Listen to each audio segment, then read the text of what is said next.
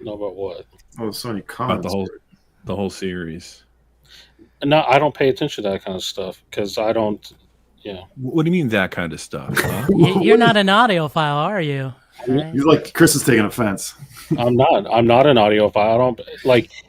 I'm glad I did pay attention to lists because it's why I found out about the electronic records.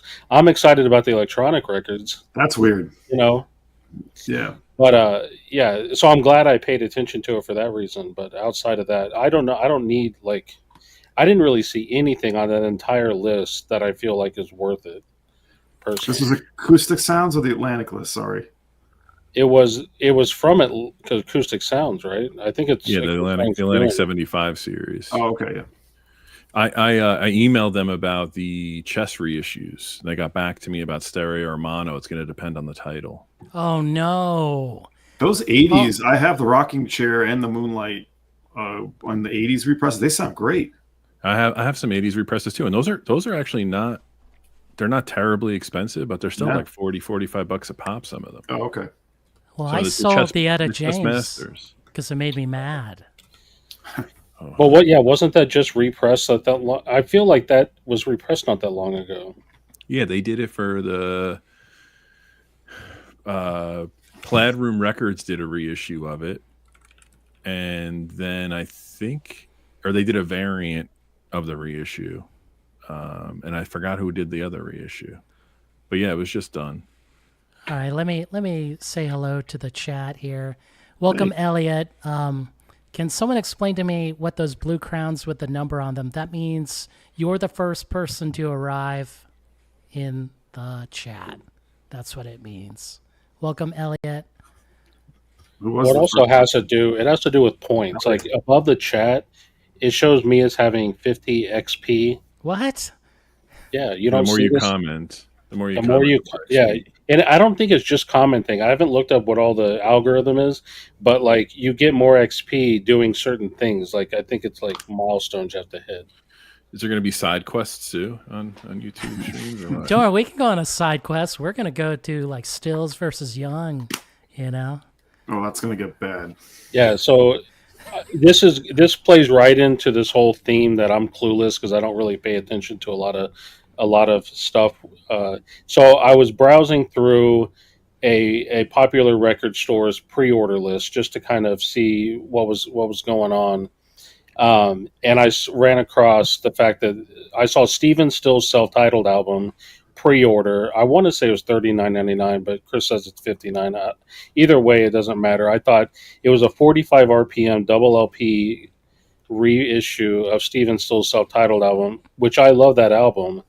Or I don't know if I do love it. It's not like a legendary album or anything like that, but I was just like, is this necessary? And I went on a little rant, probably like 6 months later than everybody else.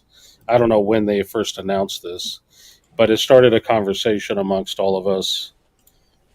I think it just is like they're kind of looking for anything that's not been done. It's like the Pablo records. Like no one else is doing it. Why don't we do it? You know, even if it's common, just put it out there. Yeah. Wait, that's $65, bro. Damn, that's a $5 album. All the CSNY affiliated stuff went up $5 post announcement. What? Kind of, yeah.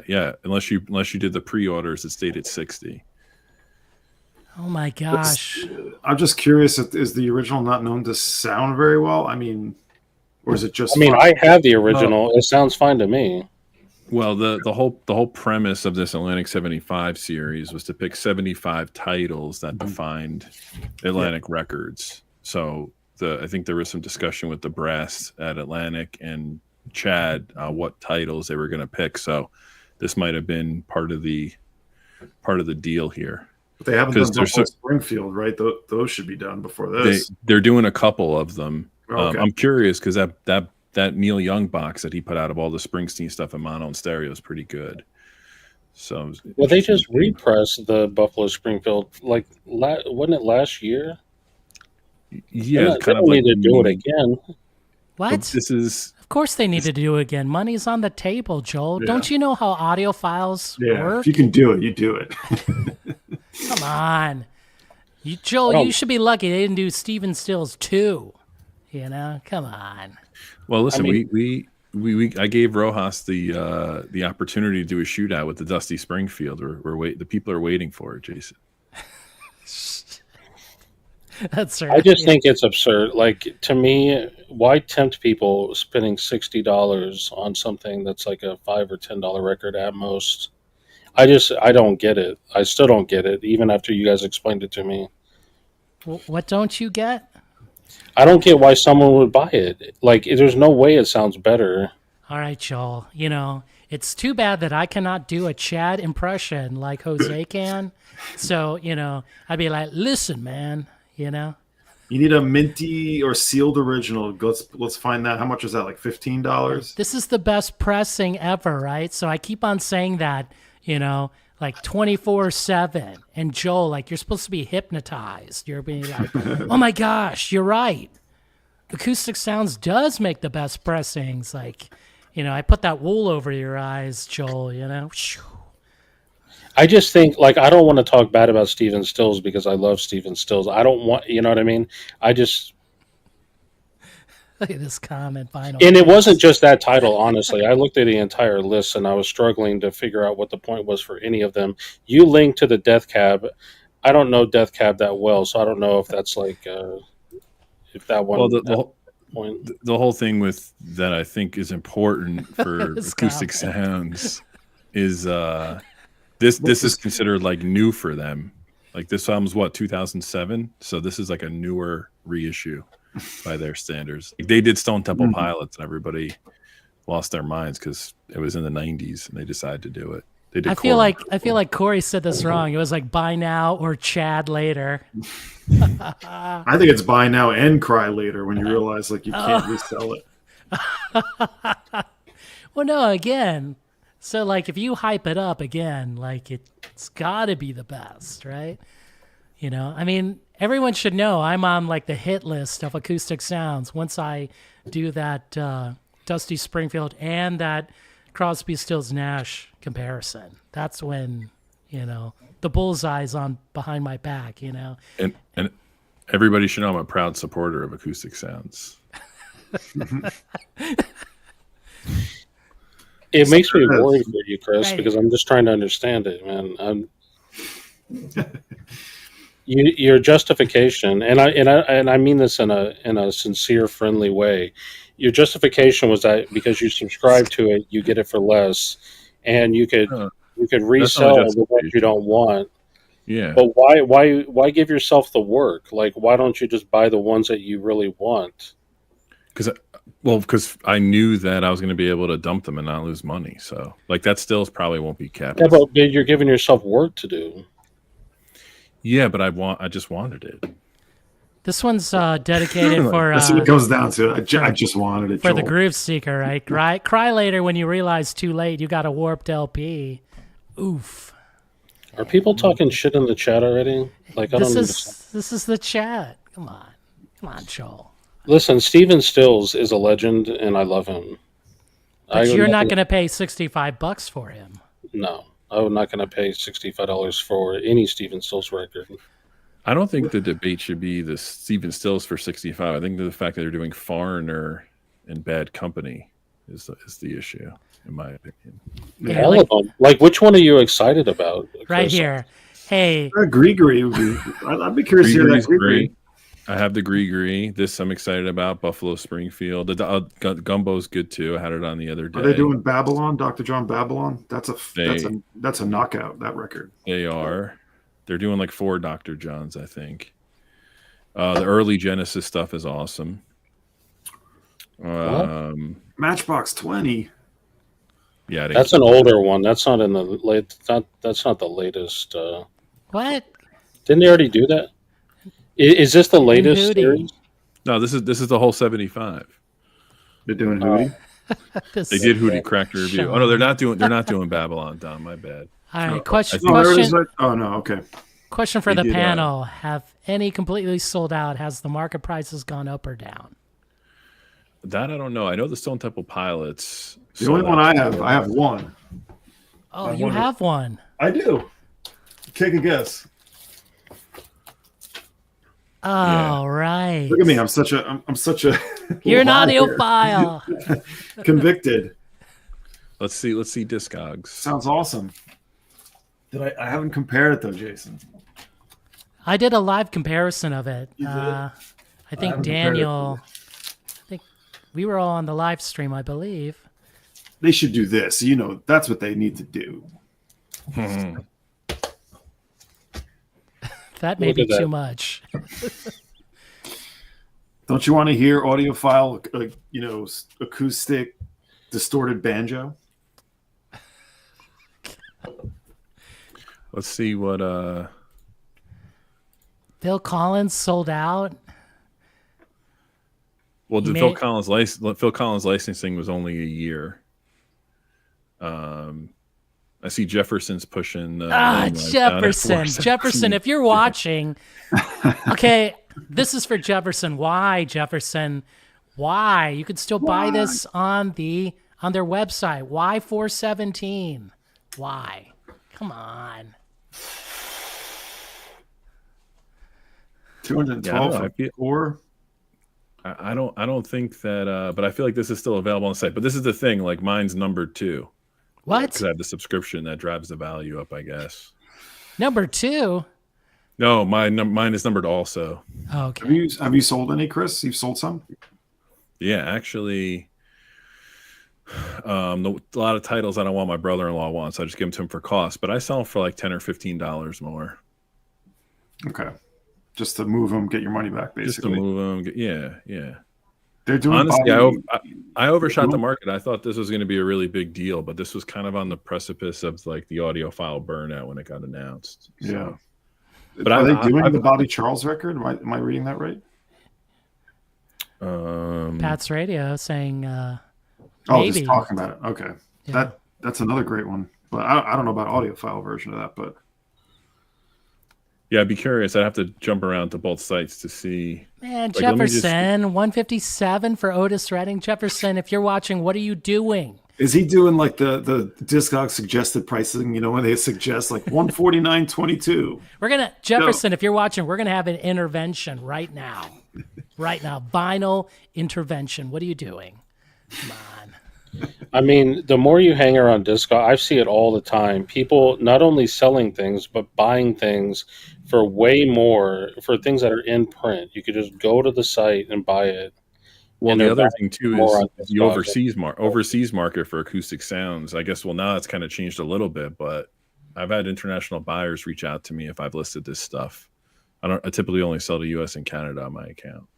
But this is still in stock, like the Stone Temple Pilots purple, and someone has it for $150. Yeah. Numbers available. This person went ham. They got 3 subscriptions. Oh my god. All right, that's a little What? Why? 72, 73, and 74, yeah. Who is Chun Let me see. Steiger? Let me see what's like the low price on these. This comment. The thing is, I would only cry if I did buy Collins. Oh, here we go. Oh, you can get Hootie for a solid $28.99. Okay. Yeah. Oh, that's the SACD, Don. My bad. Let me go to vinyl. Oh yeah, I see. New seller selling, yes, for 20 bones. Man. See, I found it much easier myself. I dabbled a little bit over the last few years in getting some reissues, audiophile or not. I found it easier for me just to be like, I'm just going to wipe my hands of all of it. And maybe cherry pick a couple that I'm really interested, like the loaded. But for the most part, it's just, for me, my brain, I wanted to focus on the old shit, the original shit. I just want, not justifying this, but I just want stuff that's clean. That's the whole Yeah, thing. I get Start to that. do a price, like, I want to go buy a clean, my favorite things. Like, I'm very picky. I don't want any noise. It's going to cost me an arm and a leg. I'll never buy a record again. That makes sense. Absolutely. And you know what? It's not. And I look at it like this too. I think, Don, we've talked about this. Like, let's say the retail on this is 60, and I buy it, and like a couple of years from now, it doesn't go up in value, and I lose $10 on it. I just leased a record. Like, Well, that could be it. That could be the difference because I don't mind any of that stuff. I don't mind having a little bit of noise. just new stuff in general. I was in a cycle, particularly when I was working at a shop, just like every week of taking home stuff, like almost like I was my own sort of distributor, but I was buying at retail, obviously. Well, I was getting store discount, but still, it just felt like every week I was taking home a pile of stuff, and it was just overloading me. And so it became easier to just be like, no, I'm going to stop buying a lot of reissues for the most part and just focus on cherry picking a few, obviously finding new music and originals. So This comment here. Woo. Yeah, that's interesting. I do. Jason knows I have a second turntable set up when I don't want to be bothered. It's not a bad comment. We haven't even gotten into the juice, into the meat of the conversation I here. mean, this is pretty juicy. That's the beauty of the vinyl community social club. Anything can happen. I feel like real professional now. We just kind of entered mid conversation, took backstage to live. I mean, Well, because Joel didn't want to like have us badmouth Steven Stills, you know. I mean, hold up. So, Joel, when was the last time you listened to a Steven Stills record, and which one was it? Was it Illegal Stills? Was it? No, I mean it was Manassas. That's the main one that I listen to when I do listen to Stills. And I probably listened to it a couple weeks ago. I bought yet another copy of it. I have like 6 copies of that album. What? They're all different. I got the Spanish pressing where it's written. The titles are written in Spanish. I got a couple UK and a couple US. I just really love that album. It's got to be a lot more inexpensive than buying, Paranoid, pressings. There you go. That's the one to do. Yeah. So that's the last one. I also saw him live a few years back. He was getting A little definitely crusty. showing the age. Yeah, but he still rocked out. It was still great. I just can't forgive Chance for bashing Neil, man. Going to see Neil and just bashing. Come on, that guy's up there doing it. He's 77. Man, that hurt me, Chance. so I mean, like a near mint copy of self-titled Stills. Actually, it's not near mint. I mean, VGs are going for like 25. Near mint, VG sleeve 40. For the Stills? Yeah, but I mean, you're looking on Discogs. You like, do we need to rehash the video? Here, Jason, replay the video. Should Discogs pricing be the norm? Please cue it up. I told you right now, I could find like 6 copies in good condition in the stores around town. I'm telling you right now. Same here. There's overstock. Yeah, if they're 40, I'm going to buy them all. No. And then you're gonna pull a Jefferson, right? You're gonna like 47.22. 70, right? And it's not just that. It's I will admit, me like a lot of other people, I'm not down with the 45 RPM 2LP for what should be a single record. I don't care if it sounds like 1% better or whatever. There's some records I'm fine with that on. Stills is not one of them. And none of those are actually. Who wants to flip after 2 songs? I don't. I think I still have the Lou Reed Transformer. I think I might have sold that. I forget. I do have that. I do have that Transformer across the the reissue. Yeah. I never touch it. It's just sitting on the shelf. Anyway, hey Caesar.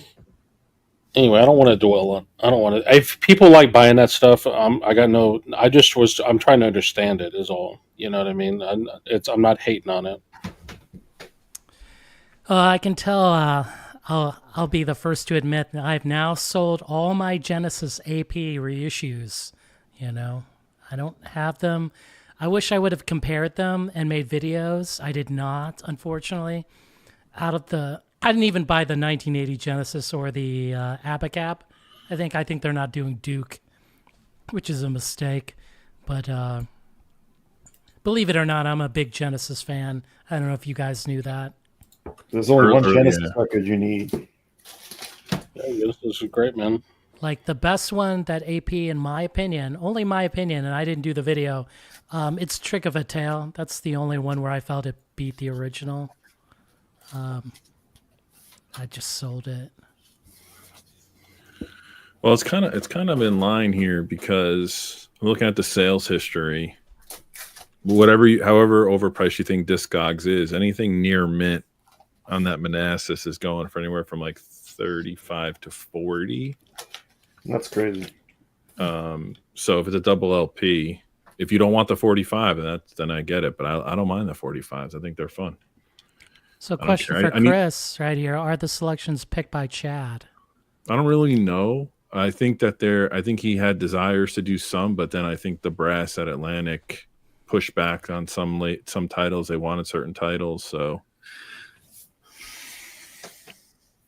I think having worked in that organization in the past and seeing the same cycle of DVD audio reissues and dual disc reissues and what was the other shit? Like it's the same titles. Like it's all the same titles. So it's like, okay, what are the easiest ones we can license? Let's do those. We know they're big sellers, so that it becomes a little bit predictable, obviously. But then, yeah, they've done some surprising titles. Like I didn't expect to see Loaded in there, but I just know that it comes down to like what's the easiest path of resistance. Sure, let's do Tales from Topographic Oceans again. is that loaded? Is that loaded the do first all analog? Yeah, I don't know. Because that wasn't analog, right? No, that limited edition box set that came out. I don't think so. This is the first, probably without. Yeah, I don't think the box set is all analog, but I have it. It's down here. So if you want, after this, we could do a comparison if you want to go there. Live comparison. Yeah, we could do it. Do you have that mono promo? Anybody? You have that one? That's a rare one, but it's a fold down. No, a friend of mine has it, but I don't have it. Probably sounds shitty. The one that kills me is that second or the third LP in the box set, which has the extended version. I feel like they did that wrong. Like, why did they put that? Just put it on a 12-inch. You know what I'm saying? Like, yeah, that was weird. Rock and Roll extended on one side and then Sweet Jane extended on the other. That would have been a better, thing to do. I think they got a little threatened by Fish's fantastic covers of both of those songs, and they were like, "Oh, It all comes back to Fish." Brian, right. October 31st, 1998. I gotta tell you, Fish, like you've completely fucked up my YouTube algorithm. I get like Fish all over my suggestions. I only gave you 2 videos. I mean, like YouTube picks up on this shit quick. It just that's all it takes. This is true. So, Record Keeper, you're not. This is all true, yeah. I'm pretty sure, like, he's not a Hootie fan, right? I'm not sure if he's a White Stripes fan, per He's se. definitely not a Pharoah Sanders fan. I know that. I mean, Oh yeah, he was. He couldn't Jesus tell us Christ. his favorite Death Cab for Cutie album for sure. No. I think it's cool they're doing it. I mean, if you think about it, that album is 18 years old. So it's a strong record. I was saying in the chat, I really did like that record, Plans. you know what's so funny? I thought that was actually in my mind. To me, that came after Transatlanticism, but it didn't. It came before. Yeah. I can't wrap my head around that. Yeah. So Elliot Cruz, your comment here. If you venture off the main street, there are tons of great LPs. 100%. Inexpensive. See, Elliot, you're like one like foot away from you and Stunty being brothers, brothers. well, the different. Well, Nice, no, Brian. Yeah, go ahead, say it. Well, Stunty like always shows these things that are inexpensive in Europe, but you can't even find them in America. Not always. He does highlight American pressings too. I have one that he did it 2 weeks ago that eBay was selling dead stock. I got it for like $12. Yeah.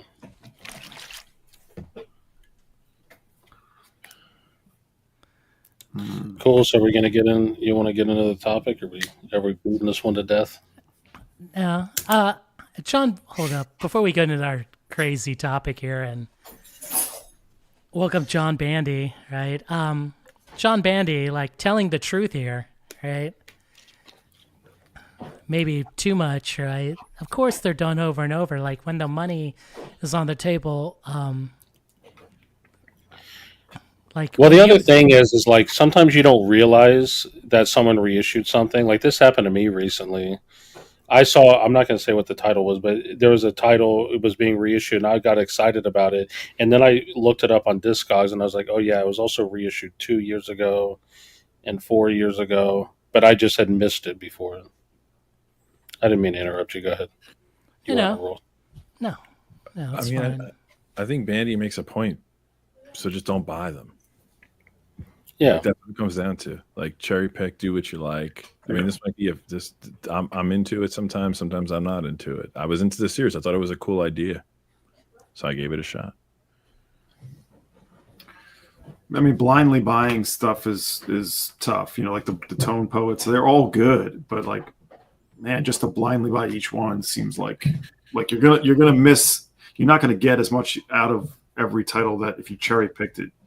You'd be a little happier, I think, if you cherry picked and really just focused on those. Where if you just get everything, it's the FOMO. It's FOMO, I suppose.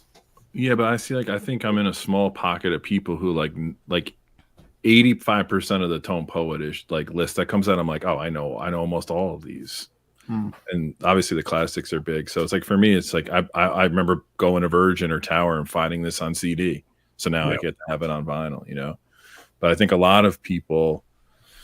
And whatever, I mean, it's keeping the music alive too. That's always my argument. Like for Blue Note to put out $30 or $40 reissues on those records, I think that's a good thing. Otherwise, the genre dies. You know, the day that people stop caring about Beatles and mono box set, we're gonna have a party, bro. We're gonna, you know. That day has not come yet. I know. You guys convinced me, man. I bought two of those mono box sets last week. Yeah. I just want somebody to buy my Beatles CD black box. Someone buy that. You have that? Yeah, I had that. That was like prime real estate for like the early 2000s. Remember the singles box they did too? It was in that same series. Yep. Nathan over here has like the will of a fucking something to hold out on not buying the Tone Poet. I got a couple, not many, but I got a couple. I even have a couple. I don't even listen to jazz. Oh, Eddie, welcome, Eddie. He's never owned a Tone Poet. Look at all these idiots in chat. Don't even own a Tone Poet. Get the fuck out of here. Do they like jazz? I think I got two. Well, what are your two? I'm just thinking in my head. Andrew Hill's Black Fire. Whoa. And Money Jungle. Money Jungle's. Well, I'll probably get an original at some point and sell that. But the Money Jungle sounds great. That's a great record. That's a contentious record, man. There's a lot of tension on that album. It's so much fun. The first cut, I think it's Money Jungle's. The cut itself is you can hear Mingus like literally yelling at everybody with his playing. Yeah, it's so great. Welcome, Alex. I have Blue Train Tone Poet. It's the only one that I own that I've actually opened up. I have that too. Yes. I also have the Wayne Shorter, but I haven't opened it up. Delayed till September. Wow. What? Why is it delayed? Let us know in the comments. Record Is that like the Wyclef song? The Wyclef? Oh no, that's gone till November. Sorry. Waiting till September, then you're gone to November. Yeah. Hey, Kibler. My friend worked for Wyclef. I have some fun stories. Those are offline discussions. I should bring him on. He's a hoot. Ooh. Tease. All right. I think welcome everybody in the chat. What are we talking about today? Just another chat talking about Analog Productions. No, that's not true.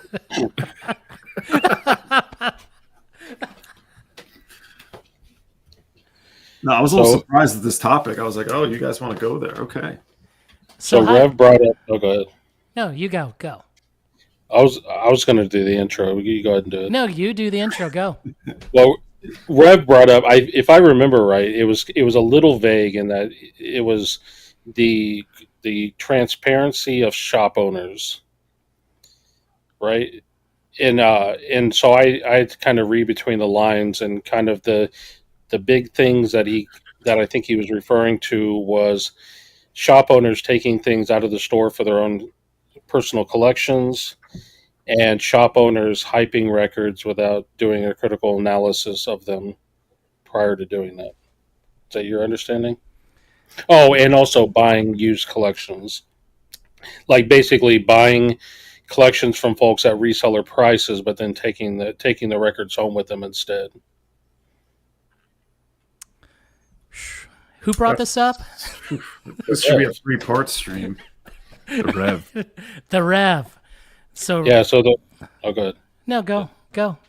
So I kind of summed it up. Like when I was thinking about this, I put it into basically two main topics. Is there's this concept that I've heard online of shop owner privileges, right? And what are shop owner privileges?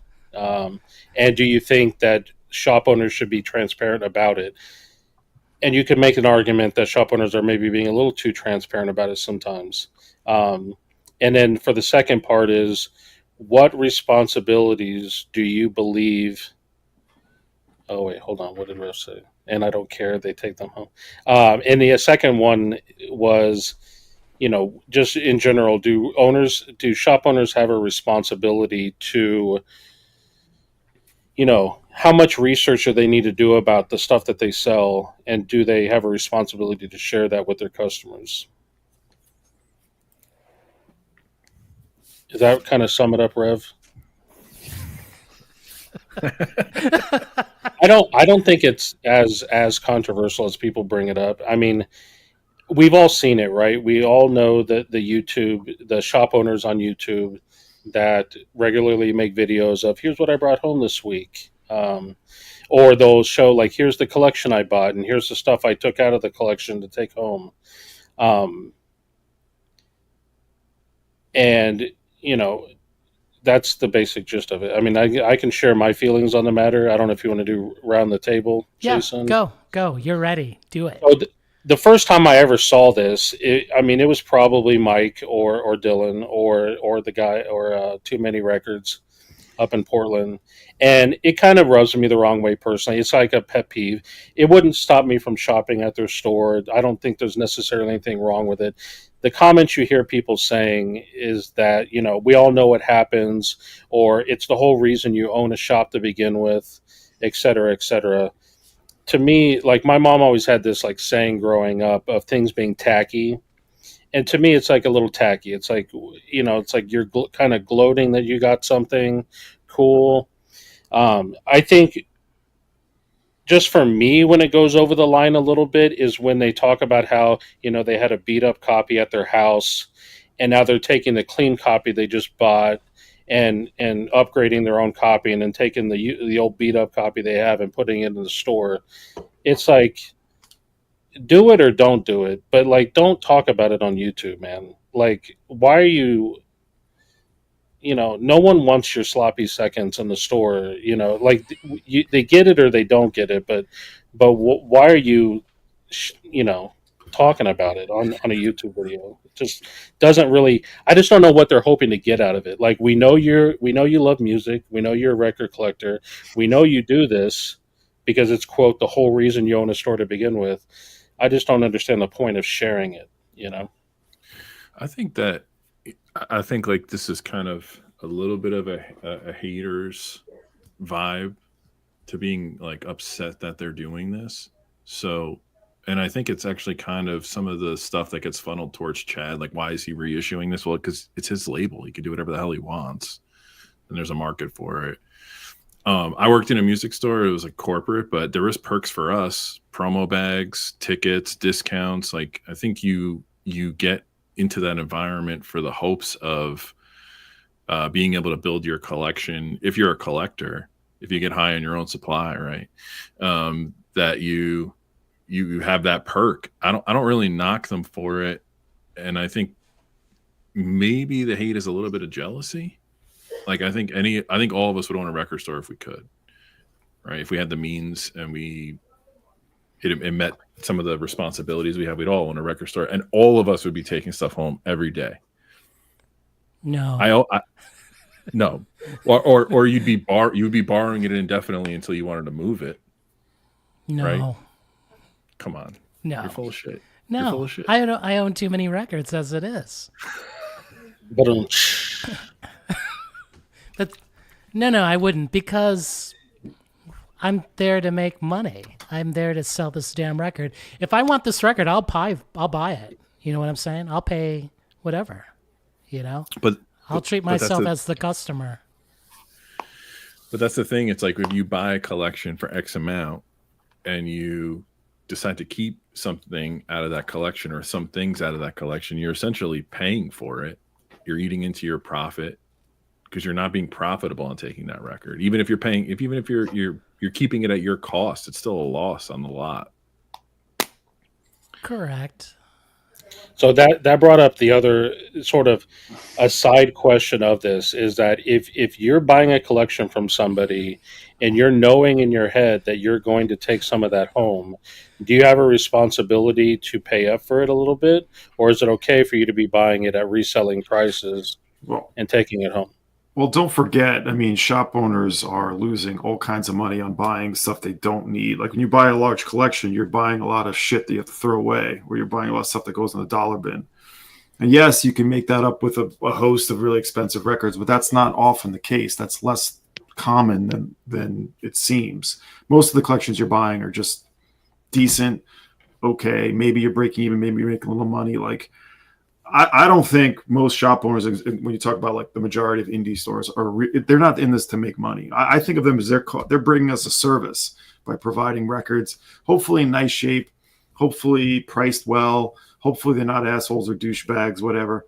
But they're providing a service that is, last I checked, never going to be a huge money making thing, and no one's being put through college on owning or running a record store.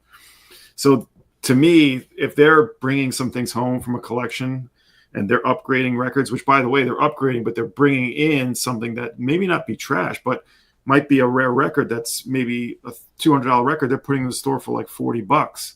And someone who sees that, be like, I'll happily take this VG or lesser copy for that.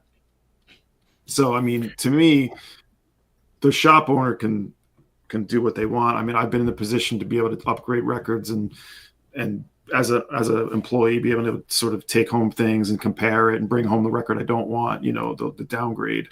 That's just part of the way it is. As far as having a responsibility, I don't think there's a responsibility other than to your customer and just making sure your customers are happy. I don't know. There's a lot of different ways you can talk through that, but that's sort of my point. Even at my local, like I'll become friendly with some of the staff. I consider one of them a friend, and like they'll drop something on their used release or like something like limited that I want, and I'm like, oh, can you get a copy? And they're like, dude, we have rules, like I can't even take it home. So I think some stores actually institute policies that are like, the customers do have to come first in a lot of cases. I'm sure some stores break that as well, and that's their prerogative, right? But I don't think they really have. Yeah, no, there's definitely times where it's like, if you want this, you're paying top dollar for this one. Like there's that does happen, because it's Absolutely. like, I can't give you your standard discount for this because I know I could sell this week for a really fair but like high price. There's that happens too, and I totally understand that. And Dom, I think like to your point about buying collections wholesale, you're aiming for the subsidy on that collection, right? You're aiming for, there's going to be junk, there's going to be, 4 classical box sets in there that nobody wants and a bunch of Christopher Cross records that nobody wants, whatever it is, right?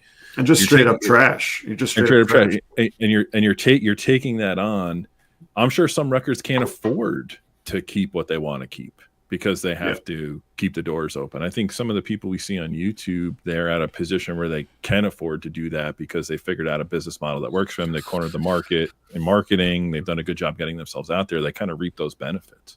That's where I'm also like, how are they making that happen? Because that makes me wonder. But, I don't know. Everyone's got their finances. They have money from something else. Maybe a record store is fun, and they can sort of treat it that way. 100%. Plus, you don't know, like if what their partners are doing. Maybe their partners are the breadwinner and they support that passion project that they have, or whatever the case may be. But I could tell you that if I opened a record store, I would take the best stuff home that I wanted. How could you without not? even hitting the sales floor. How could you not? It's like bringing a junkie to a crack house and be like, don't smoke anything. Like, So you would judge me if I did a take home of Stephen Still's discography, would you? The entire discography? Yeah, the entire, including that Thoroughbred record. I know that record, Joel. Know that record very well. I wouldn't judge you for being immoral and not giving the public a chance. I would judge you and be like, do you really need those records, Jason? And then there'd be another video.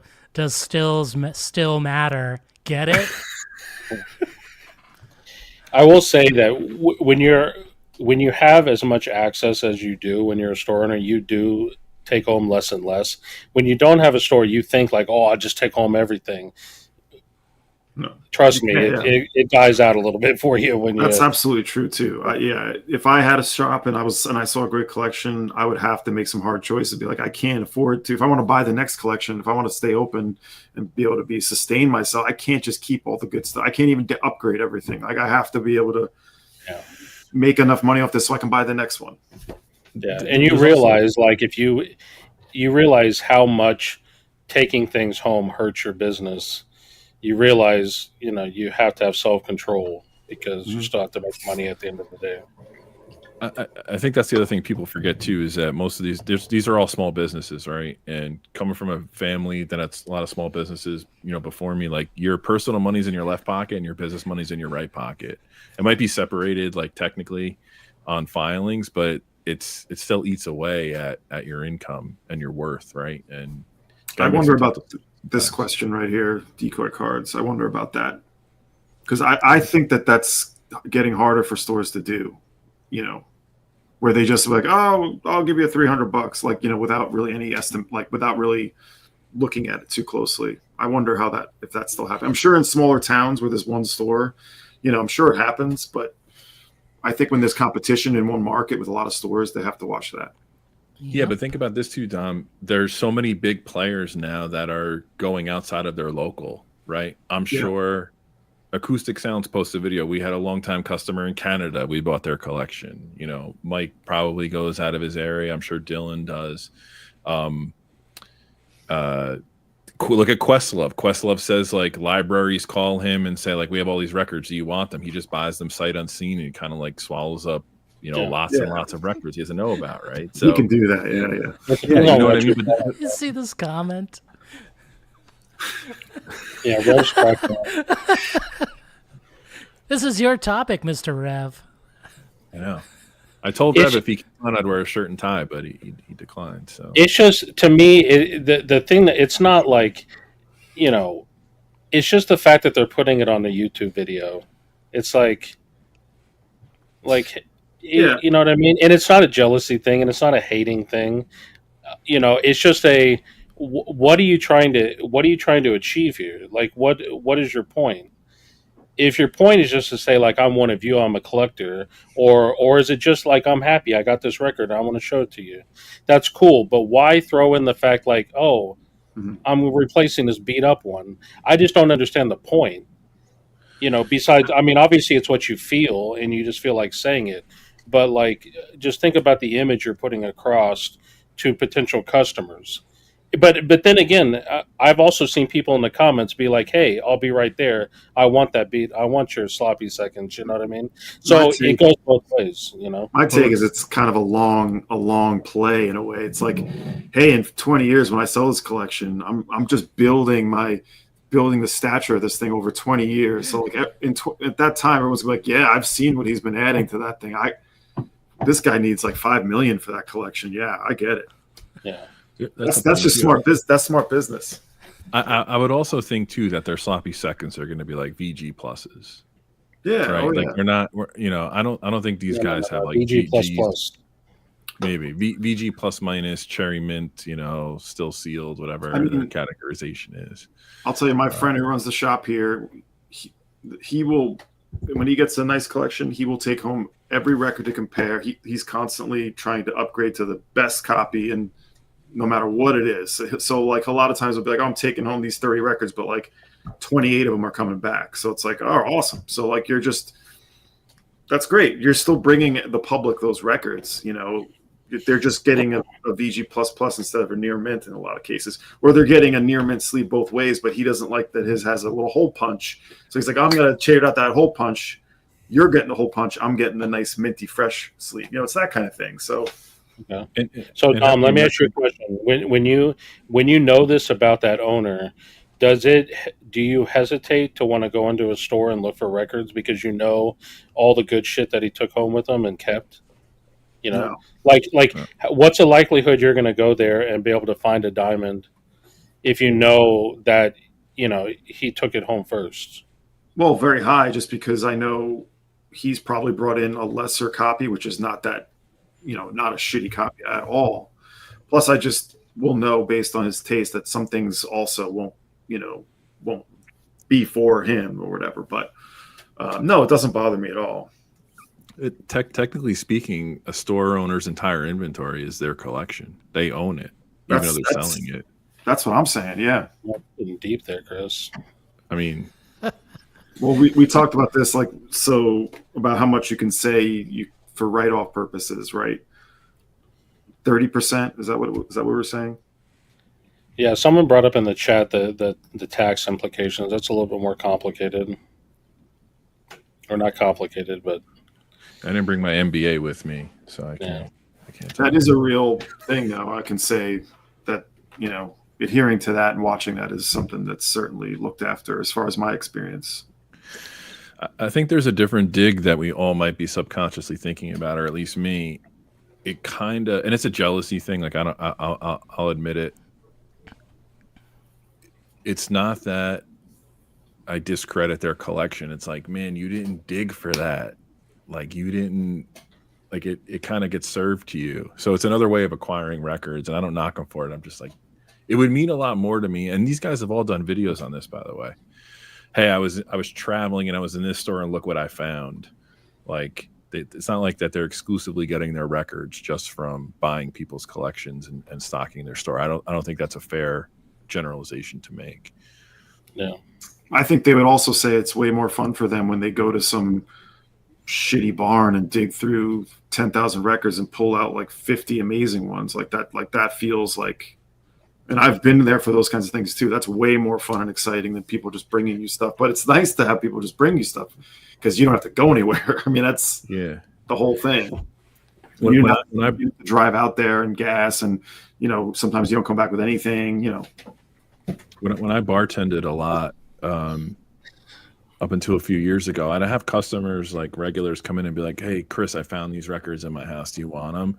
Like on the low, like most of them are trash. There's a couple of cool things I got, but I was always so excited when I have a box of records for you. I'm like, I don't care what it is, just let me take it home. So I can understand that feeling. And my wife in her business, she deals with a lot of people who know, like she talks about us, like, oh, my husband likes records. Like, oh, I have stuff at home, I'll bring them in for you. Like I saw on a wholesale level, if you own a store, I can see that being exciting, but I don't know. Welcome, Vinyl Richie. I don't think it matters how you find a record. No. At the end of the day, it shouldn't. It's only if you're going to sell the sloppy seconds of that record. Sloppy seconds bit is really funny. Well, how come you care? How come you care about sloppy seconds? You say you don't even care if there's noise on the record.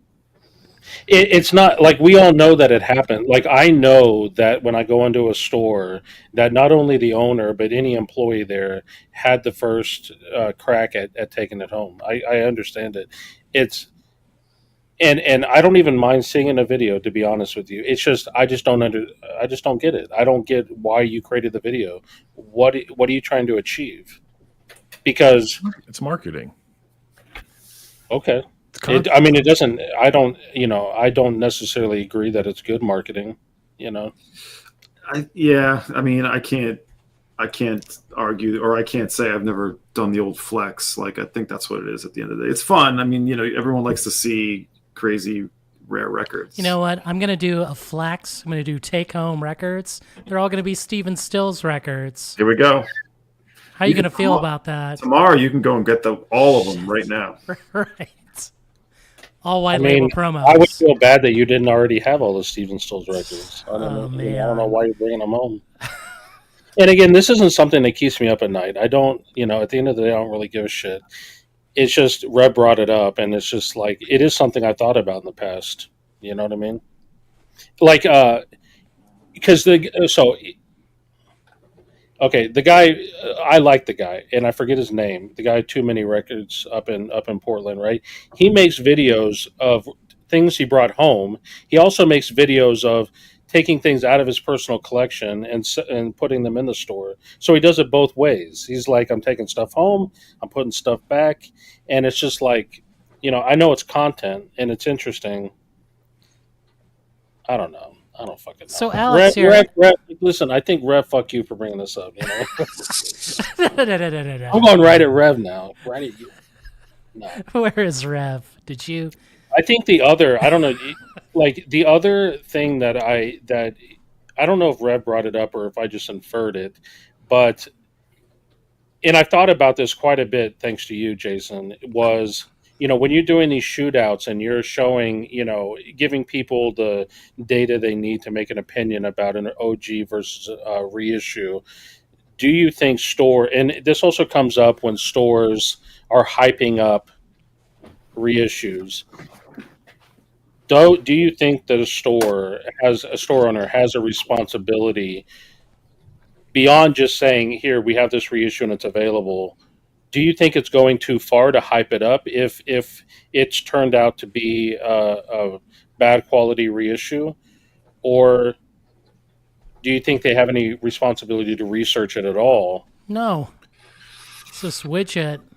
They're not going to tell you. I mean, that's really on the consumer, I'd say. Yeah. I mean, Okay, but what if you know that they know?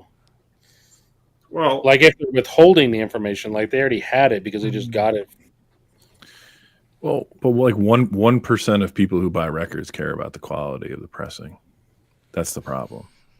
Like we are everybody on watching us, we're like part of that 1% that's like, this doesn't sound as good as this version or the original or whatever. Most people don't even care. Half of them don't even open the record.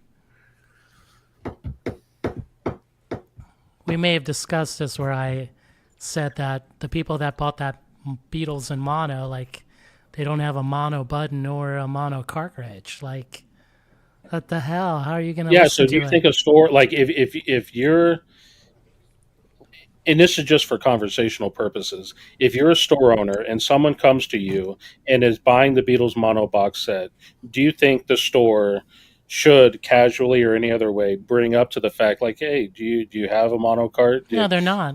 Yeah. But yeah. Oh. But here's the counter to that.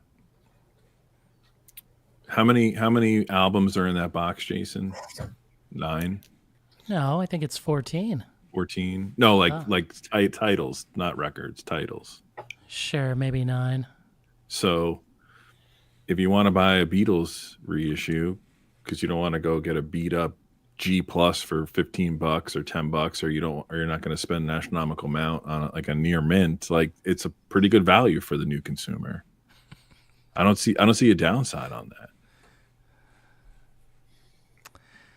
True. And in theory, the only difference between the Beatles mono box now versus the 70,000 reissues of Sgt. Pepper's that have been put out before is that it's marketed now, and there's a resurgence, and there's more of a niche hobby around it. But like reissues have been going on forever. They've done other Beatles reissue boxes before. So I don't think like the store owner has a responsibility to be like, you really should have a mono cartridge. Like they're looking at somebody who's like, I want all the Beatles records in one box. I want it convenient. I want them clean. I want them new. And this is. And it sounds all banger on a Crosley. I think if a customer asks you though, hey, you have this record and this record, the same record, what's the difference here? And I've seen that happen. Then I think that's your opening to be like, well, just so you know, that's an unofficial pressing and we couldn't get any other copies of Kind of Blue, sorry. So you might want to pay a little extra for Kind of Blue here on Columbia than Kind of Blue on, Vinyl Lovers or whatever the fuck. Yeah. I witnessed the exact opposite on vacation a couple of weeks ago. I was in a shop and I know the guy really well, and the guy's an encyclopedia but he's like one of these former hippies turned capitalist, and he's got a record store. It's got a lot of great stuff in it. Everything's overpriced. And I watched him I could totally see the store. Yeah. I watched him sell a $50 Lana Del Rey bootleg to a father, being like, "Oh, that's really rare. It's out of print." And I'm like, I wanted to jump in and be like, "That's not even an official release. Like, why are you talking to the guy like that?" And like, that's a little lame. Yeah, it was lame. That's a good example of one that he should be like, "Look, I'm just saying, if you want Channel Orange on vinyl, here it is. It exists on vinyl. Is it legit? No."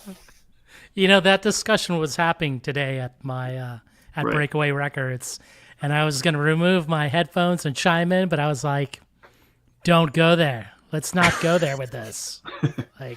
Well, a lot of the kids I've seen buying that specifically for $50 for a bootleg, like they do not care. They're like, "I want Channel Orange on a record, and I want it in my house. I don't give a shit. I don't want to pay $1,000 for it. I don't care." And here it is. Here's your product, sir. Here you are. Here's your. Well, I went to it. Okay, so this is something I actually don't know a ton about, unfortunately. So, as a store owner, I've bought records from a distributor that turned out to be bootlegs, and the distributor didn't tell me they were bootlegs. They did tell me what label it was on. So, if I had looked it up, I could have discovered it was a bootleg myself. But they didn't flat out say it was a bootleg. I've also gone into a store.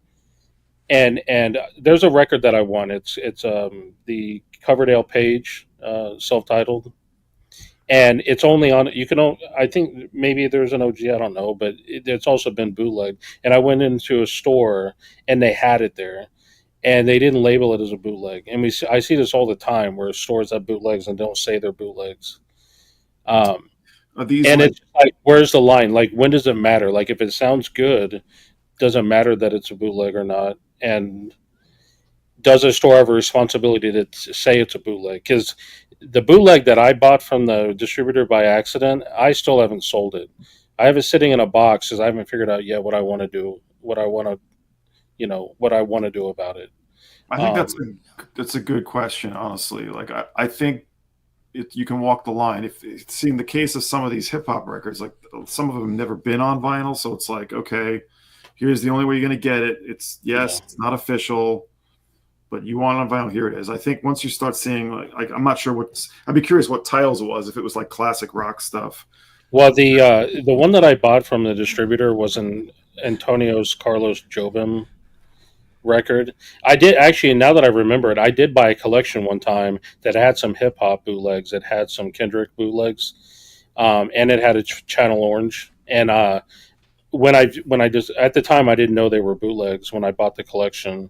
I did try to sell them on eBay. Well, you can't sell them on Discogs. I tried to sell them on eBay, and they kept getting reported and taken down. Yeah. So I ended up having to sell them at a show, and I told the person when I sold them, I was like, it is a bootleg, and they didn't care. Because I also told them, like, you're only going to get it as a bootleg. Like, that's the only thing that's there. Yeah. All right, so this is the real Frank Ocean Channel Orange, okay? Yeah. Okay, not the same cover as when it was released, right? It sucks. I'm not saying music sucks. I'm saying that cover is terrible. What is that? Come on. He should have just gone with the orange. It's classy. Man. It actually sounds great, actually. I played it. When I got it, I missed the whole sale, so I had to buy it, secondhand. I had to pay. Is it already jacked up? Yeah, just a little, maybe double. But I played it in one sitting, like put that iPhone away, just like immerse myself with it. And then I was like, when it got to Pyramids, I was like, oh man. I had to make a video on it. Like, I was like, I need to play this one more time. Like, man, wow, what a banger. This sounds like you had an immersive listening experience, like our last topic, Yes. You listened to it in the proper way. Correct. Really cranked up. I'm pretty sure my neighbors are like, what the hell? I mean, it's better than him listening to Whitesnake, so why not? What the hell, man?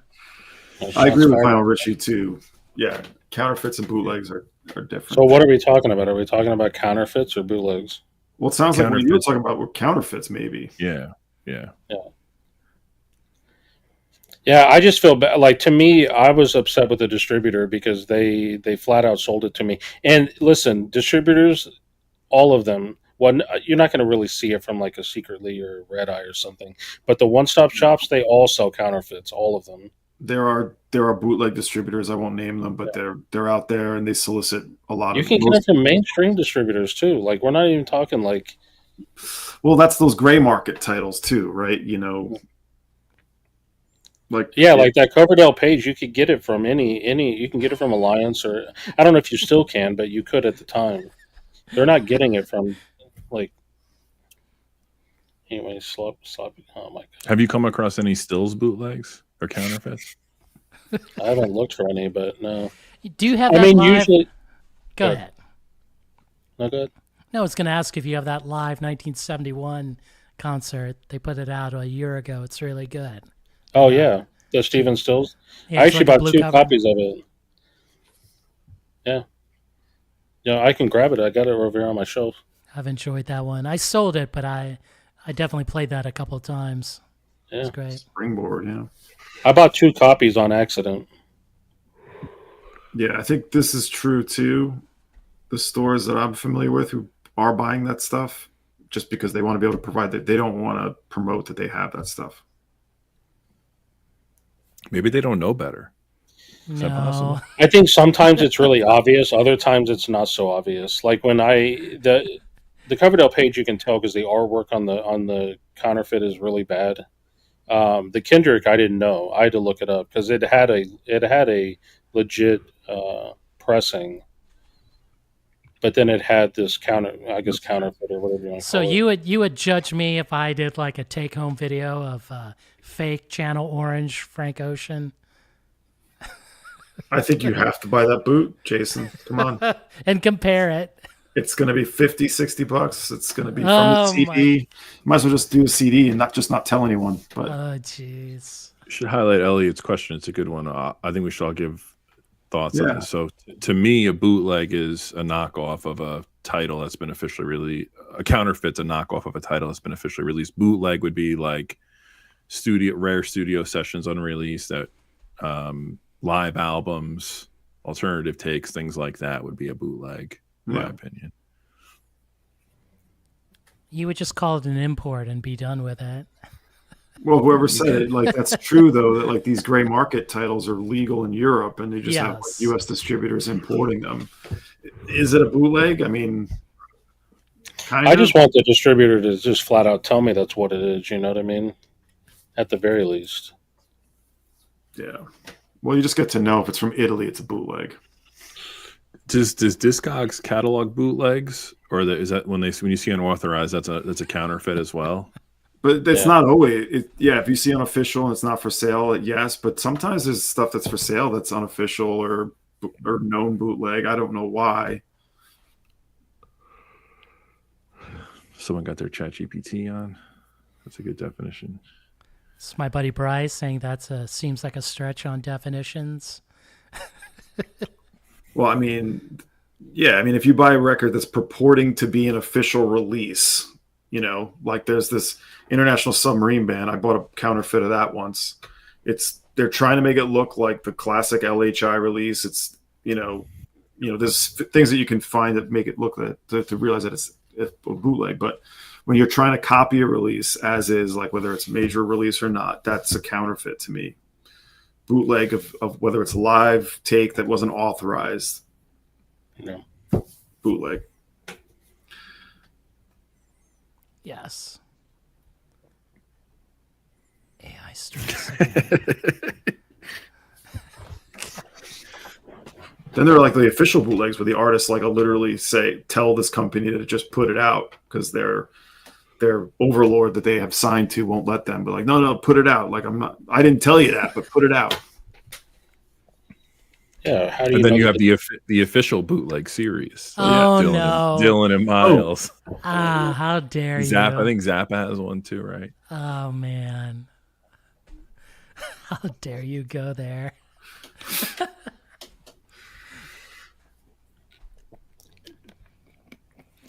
Well, that's it. We covered the topics. We're gonna go and call it a night. The shop owner stuff is just interesting.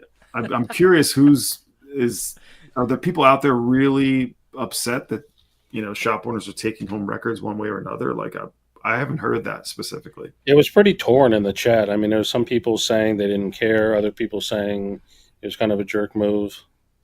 I don't think anyone's like super worked up over about it. Do you know why I don't care? Because I would do it.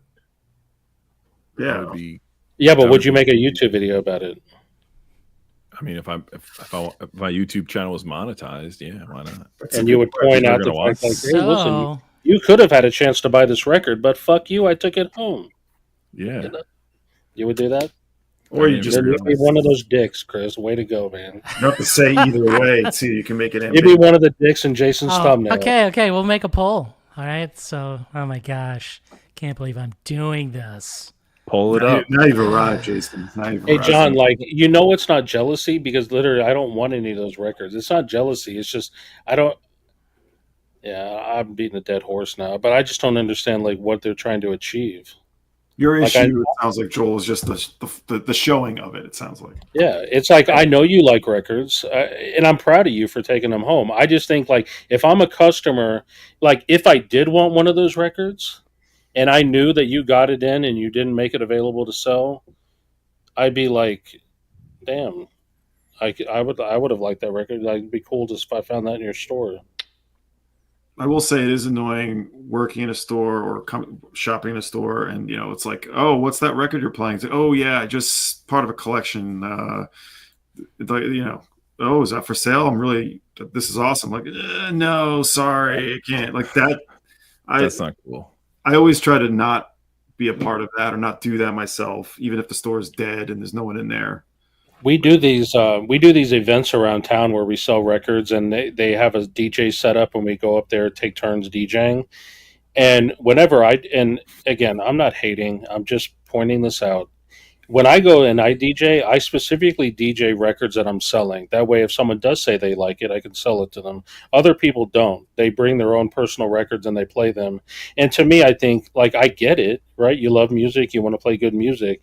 But what are you going to do if someone wants that record? You're going to say, sorry, you're there to sell records, and you're playing records you can't sell. I just don't get it. That's like some stores institute a rule. If you play this record, it's like, staff can pick what they want to play. You play it, whether you want it or not, it's being sold if somebody wants it. Yeah. You're up shit creek. He actually got in trouble for that at Tower. For a while, they let us play whatever we wanted. So people started bringing CDs from home that they weren't available in the store. And not only did that privilege get taken away from us, but then we got told what we had to play. They said, here's the records, here's the CDs you're allowed to play. You pick only from these. And then we were stuck listening to the same shit over and over and over again. I had that experience too. Well, it's like the whole point of in-store play. It's literally so you can buy the freaking thing. Jason, it's okay if you put a poll up, but just don't start doing games, man. Well, I can't put the poll in the app for some reason. I have to do it from the browser. Can't believe that. Shite. So let me go. Oh yeah, it could have been licensing concerns like Bryce brought up. I don't remember the reason is. I did discover some good music that way though. I think Tower did a really good job with their listening stations because they had their main corporate listening stations, that whoever the labels or distributors bought out, but then they had listening stations in each section, at least in the tower I worked at, and the buyers for those sections got to pick the albums for those. But I actually discovered some good stuff that I still listen to this day in the corporate listening stations.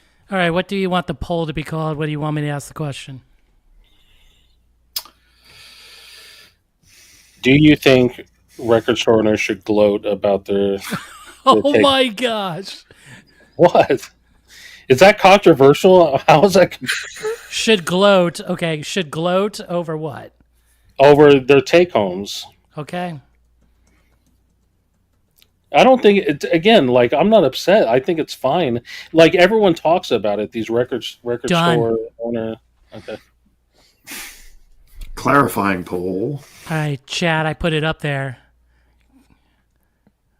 Jeez. I want to see that. Wait, can I see it without voting? You would have to open your. We can't see it through StreamYard, but It's Okay, I'm not happening. gonna vote. I'm not gonna vote yet. I'm gonna wait to see. you're me gonna vote. wait. Jason, next poll: if should Dead Bob make a guest appearance on this stream? I think that's the next Of course question we he put up. should. Welcome, Bob. That's hot. Yeah, I don't know what we're playing. Who cares? Oh my God, John Bandy, you're cracking me up, man. It was usually the form or the latter, I should say. Joel, have you and Bandy buried the Deep Purple hatchet? It's great to see. Oh, I was gonna ask Bandy, are you gonna buy that? I saw they're doing like a made in Japan box set of like, I don't know, there were 6 LPs or something ridiculous. I'm wondering if he's gonna buy that. The Tower Records I worked at was in Dallas. It was down on the Oakland area. That was actually one of the funnest jobs I ever had. I've told stories about that on the stream though. Really? I don't remember Yeah. that. It was like one of the first stories I told, I think on the earliest stream, about how me and another guy that worked there, we raced from the front of the store to the back of the store and we knocked all the DVDs down on the ground. That was a fun job. Gloating Records. We got Look at the- 32. Go ahead. Look at Rev here. VC Decision Desk. I've seen enough. Record store owners are monsters. Scum I of mean- the earth. Listen, see now that I got people, is that what everyone's saying? Yes or no? If people are saying record store owners are monsters, now it's time for me to take the opposite side and defend record store owners. It's 35 votes, which is crazy. Do you think record store owners should gloat over their take-home records? 57% say yes. Keep 58% voting. Keep voting. This is a pretty successful poll. And this is split though. Question. 59 yes, 41 no. Come on. Really? Huh. Okay, so Pat's Radio, he brought up a good question. So Here's this question. Right here. yeah, so I think that, I mean, I think it's a decent question. I love this. Sorry, The question. I love when record stores do this. My local does this, and it's cool. Dark Side Records goes live on Monday night. They do their used drop on Tuesdays. If you watch the live stream on Instagram, you can call dibs on a record, and you have like a day to call the store and order it or walk in. So like it's like a way to drive traffic to their social media, and it's like rewarding people that are in the know. I think that's how you take care of your regulars, actually. Well, I don't know if that's exactly what they were asking.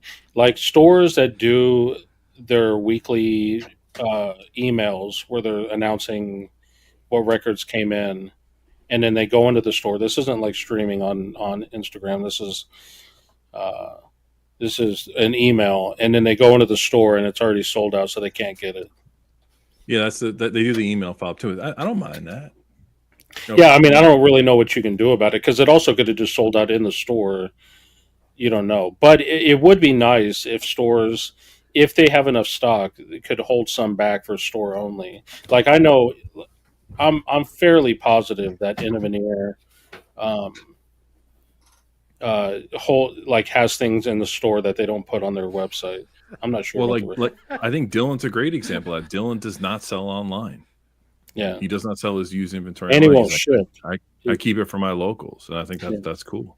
Mm-hmm.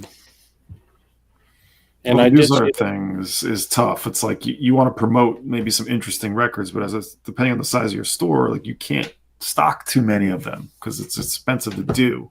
Yeah, so that's why the pre-order thing is a good thing. If you can, you take orders, but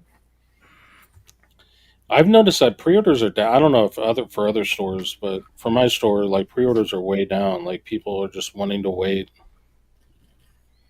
So much overloading. Yeah. I'd love to see the stores that are heavy on pre-orders, like the In Groove. I mean, they put up. It seems like they put up just like every record they're going to order on They put it up for pre-order. I'm wondering what theirs are like. What the new Billy Strings? It's going to be awesome. Good call, Mr. Cruz. But that's the thing, like the in-groove, Okay. the in-groove puts himself out there. He broke before the wave. He has his e-commerce business, so he drives people to get pre-orders from him. I mean, Okay, can you go back? I know you love Mike for the in-groove, man. Can you go back to that last comment, because I want to say something. I've said this before on the stream, and I'm going to say it again. Lance doesn't watch your videos. Permanent Records the other day posted up 2 records that are, I'm pretty sure they're counterfeits, and he didn't say they were. There were 2 Coil records that are unofficial, and he was selling them on a stream. He might not have known, or again, it just okay. So that got them. Or have a responsibility to fix it. I have a hard time believing. Yeah, I have a hard time believing he didn't look them up on Discogs to come up with the prices that he has. Do you think they're just coming up with prices off the top of the? He probably got those used. I would think most of what he sells is used, isn't it? So he bought it in the collection. He's like, well, I got to sell it for something. You think that's okay? So you're just thinking he just wasn't aware. I don't know. What Coil album was it? Okay. Huh? What Coil album was it?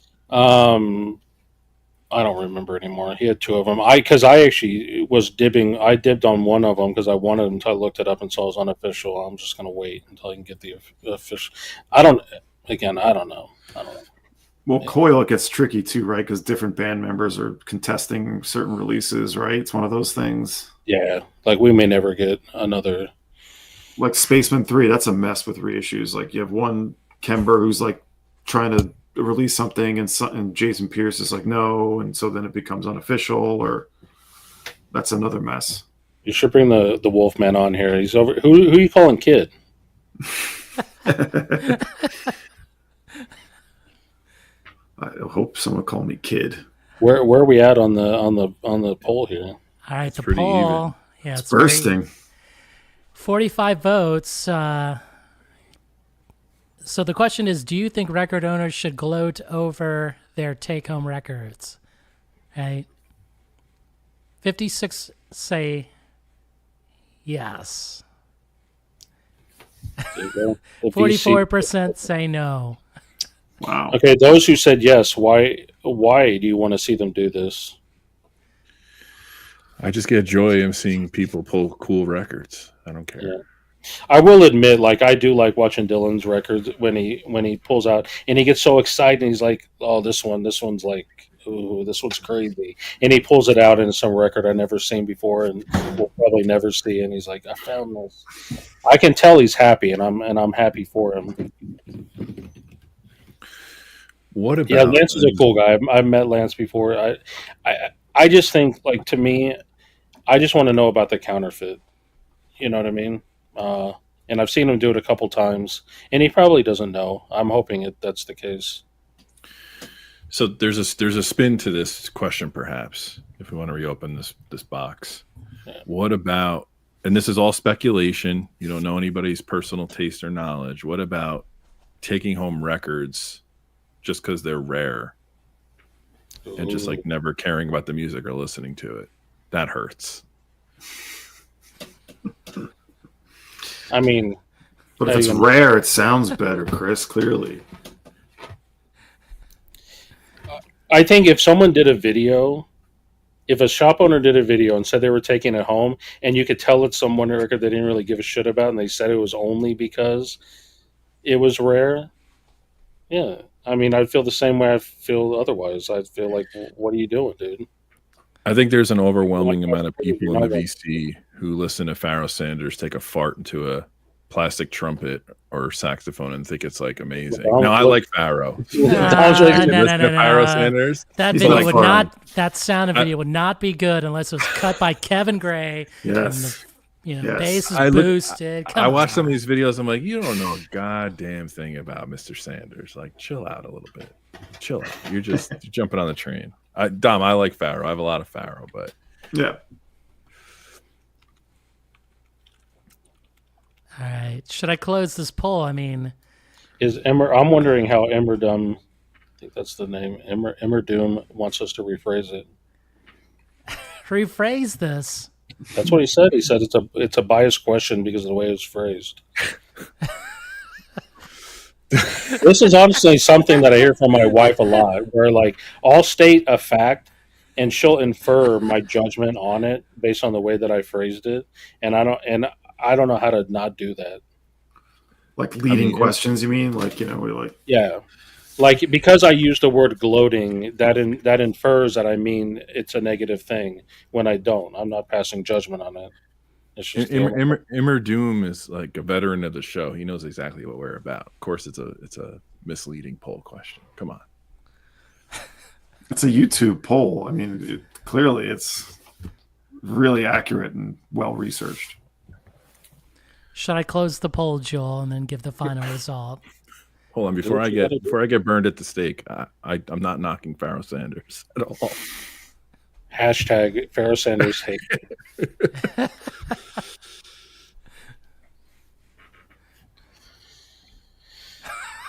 Oh my gosh, John Bandy, come on now. This is some fast and furious Pharaoh hate, yeah.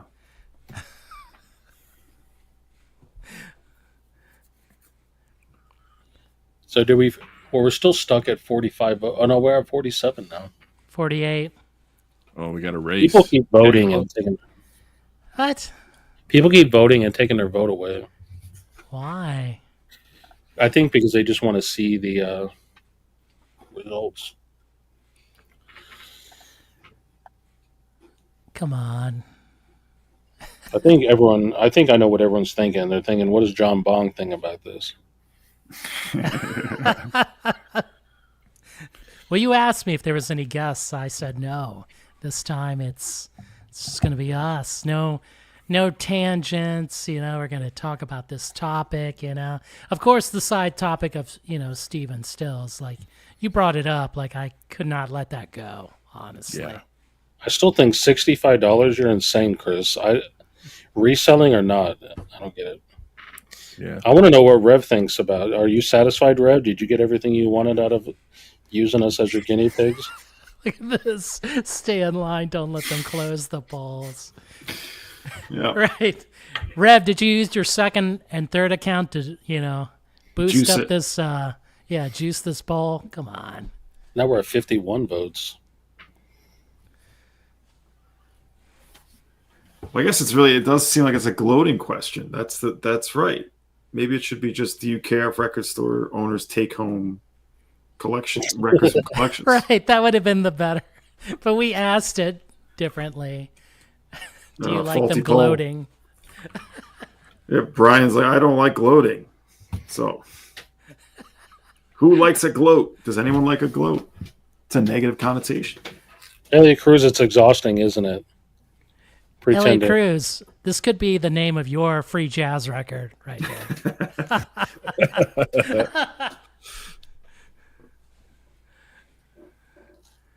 Oh my gosh.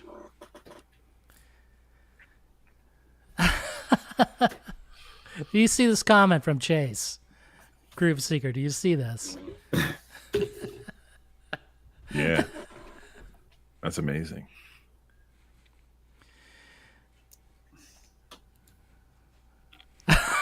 I dare you, Joel.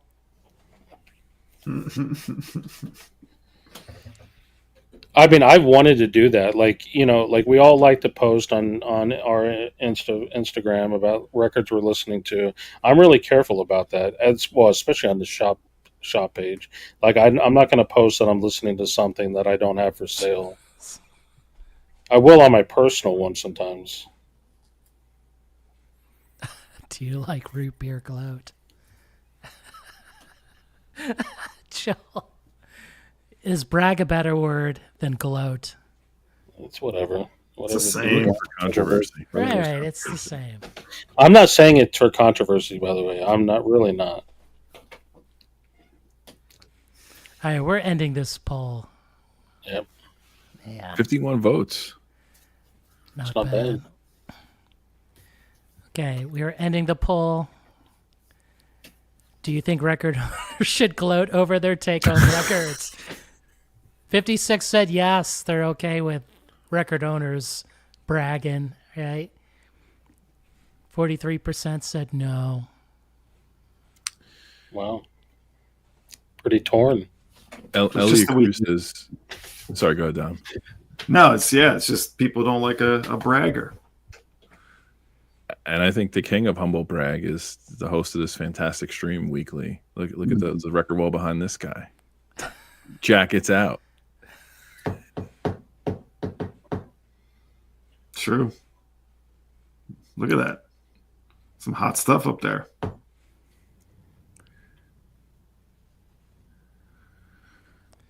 Wow. So what did we learn? What do we learn from this topic, guys?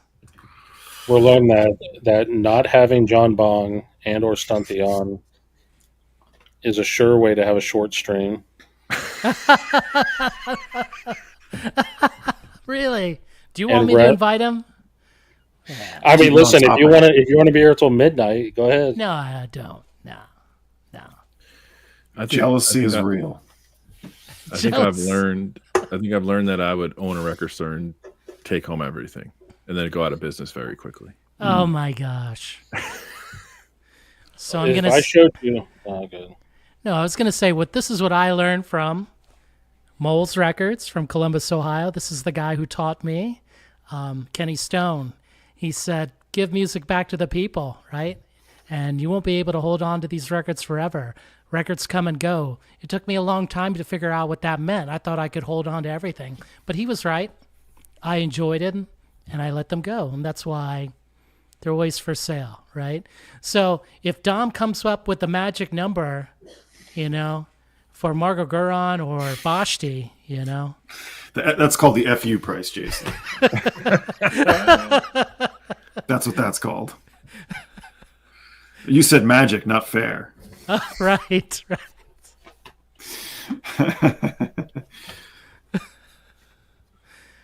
Let's get to the what Alex says. Only my family sees the money on the shelves. Yeah. Gosh. Yeah, it's true. We did dodge the tax angle. Just had a few comments. Well, I mean, Jaron, that's similar. He had that. We didn't go deep into it because it may be tough. None of us are tax experts, right? On this panel. I mean, I told you I've asked stores because I've not bought any collections since I had my business. All the collections that I bought were before that, and I've held off. Because I want to figure it out. I want to figure out how do you do inventory with used records.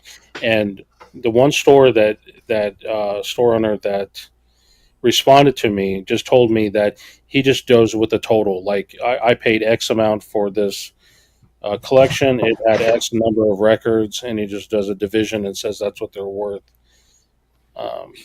I mean, I did it for a bunch of years when I was really running a store as a business too. Figuring out depreciation, figuring out cost of goods, and like declaring inventory for things I had bought, whether they're for personal or not. Like it's a little tricky. I don't think I ever understood it, but I haven't been audited. So, and those were many years ago now. So I think, I don't have. I couldn't tell you exactly how that process goes, but I will tell you that there's there's a line to walk there where you can, make your purchases inventory and sort of move on forward. Because in the end, everything's for sale. Yes. Yeah. Right. And also if you have a channel that's monetized and you're creating content, that could be a business expense, taking that record to your personal collection. Right. And doing a video on that record. So I wonder if they're doing that. That'd be interesting. I mean, they're definitely making decent money from monetizing, I will say.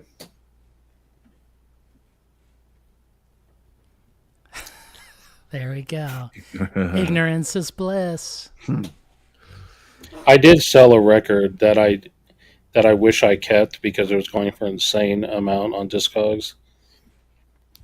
And what's the record? It was Skinny Puppy. It was one of the later albums. I'll have to look it up. I think it was. It doesn't really matter, but I think it was Mythmaker or Greater Wrong of the Right. One of those two I had on vinyl.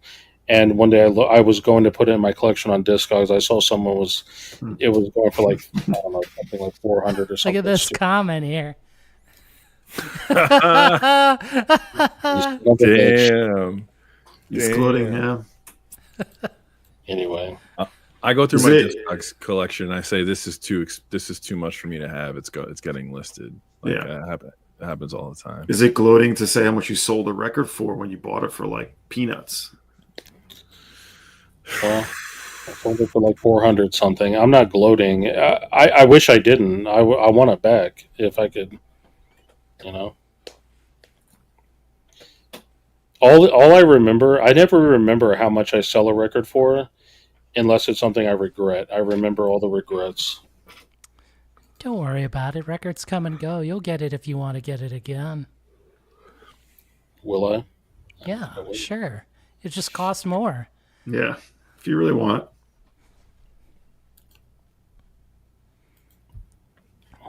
I think we nailed it on the head, right? Like, even John Bandy, he still loves you, Joel. You do? It doesn't seem like you do. If you did, you'd send me your copy of the DCC. That way I could test it out. There we go. Jaron here. Yes, Joel, if you monetize your channel, any money you make can be offset by expenses. For example, the cost of the record you showed. If you want to declare and if you want to itemize, that is. Yeah, honestly, like I could not do what Mike does or what any of you guys do. I just, John Bandy, naughty here. I definitely couldn't do what Mazzy does. Or what you do, Dom. I just can't I don't get excited about making videos. I wish I did. Yeah, there's tons of people who have amazing collections that we'll never see because they don't want to do that. So Yeah. that's what Instagram's for. I think if somebody were to help, like I don't mind, like when I see people that are big enough where they have help, right? They have like a camera person or a producer or something, and they, I think that would help. But just doing it completely on your own all the time is just, I got too much shit to do. This is true.